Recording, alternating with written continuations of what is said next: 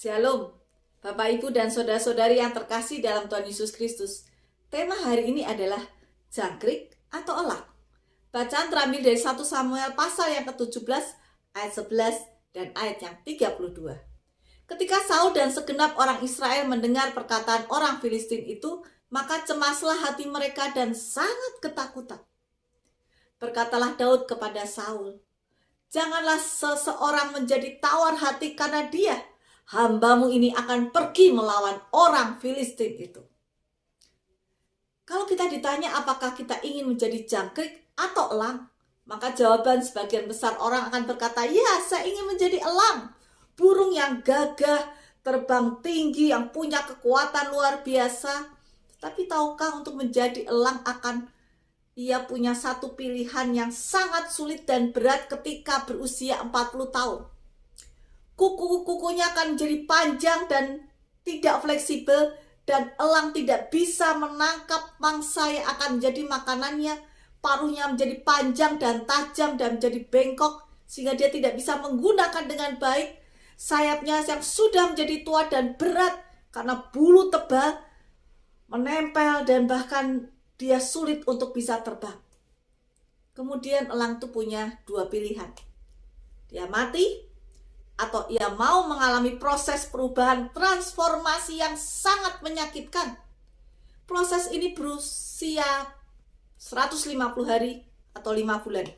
Prosesnya mengharuskan elang itu terbang ke puncak gunung dan duduk di sarangnya. Di sana elang itu harus mematuk-matukkan paruhnya ke batu sampai paruhnya lepas. Kemudian ia harus menunggu paruh baru itu tumbuh kembali. Kemudian dengan paruh yang baru itu ia harus mencabut cakarnya satu persatu. Dan saat cakar itu telah tumbuh kembali, elang mulai mencabut bulu-bulu tuanya sampai botak. Dan setelah itu elang harus menunggu bulunya tumbuh dan mengam. Setelah itu ia baru bisa melakukan penerbangannya kembali. Ia lahir baru dan ia kemudian hidup selama 30 tahun lagi dengan semangat dan energi yang baru. Sedangkan jangkrik adalah binatang yang siklus hidupnya pendek, kurang lebih 3 bulan. Ia punya sayap, tapi tidak bisa terbang tinggi. Dan metamorfosis hidupnya tidak sempurna. Sangat jauh berbeda dengan kehidupan elang. Tantangan hidup demikian juga selalu ada. Tapi ada pilihan sikap apa yang kita harus ambil. Ada di tangan kita masing-masing. Apakah kita seperti jangkrik yang hanya berbunyi krik krik krik krik krik? Kita mengeluh saja ketika kita menghadapi masalah dan kita berkata, ya bisanya cuma seperti ini, ya keadaannya kok seperti ini, begitu ya. Dan kemudian kita tidak berusaha seperti elang.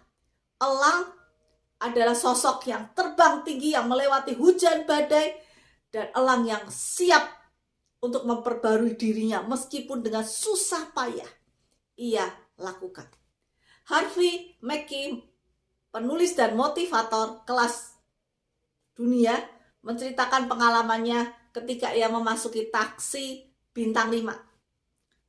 Ada seorang supir taksi yang dengan pakaian rapi, dia tersenyum ramah kepadanya dan sambil membukakan pintu, ia menyapanya.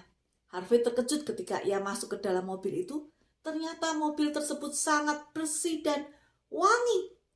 Masih di dalam keterkejutannya, sopir taksi itu bertanya, "Apakah Anda ingin kopi? Saya punya kopi Arabica, Robusta, atau kopi non-kafein. Atau jika ingin minum minuman ringan, ada Coke biasa atau Diet Coke. Ada air mineral atau air jeruk. Jika Anda ingin membaca, saya punya Wall Street Journal, Time, Support Illustrated, US Today." Dan ketika mobil itu berjalan, supir menawarkan untuk mendengarkan radio atau mendengarkan musik tertentu. Harvey terkejut dengan pelayanan yang sangat istimewa tersebut. Lalu Harvey bertanya kepada supir taksi itu, mengapa ia melakukan hal tersebut? Lalu supir taksi itu menjawab, "Dulu saya punya karakter, saya mengeluh betapa sulitnya mendapat penumpang. Namun kemudian saya sadar dan saya memilih untuk melakukan hal yang berbeda daripada hanya mengeluh. Saya berusaha memperbaiki diri, saya berusaha mengeluarkan tenaga, pengorbanan lebih lagi. Dan hasilnya jumlah penumpang saya naik 4 kali lipat. Dulu saya dengan susah payah mencari penumpang, sekarang penumpang yang mencari saya.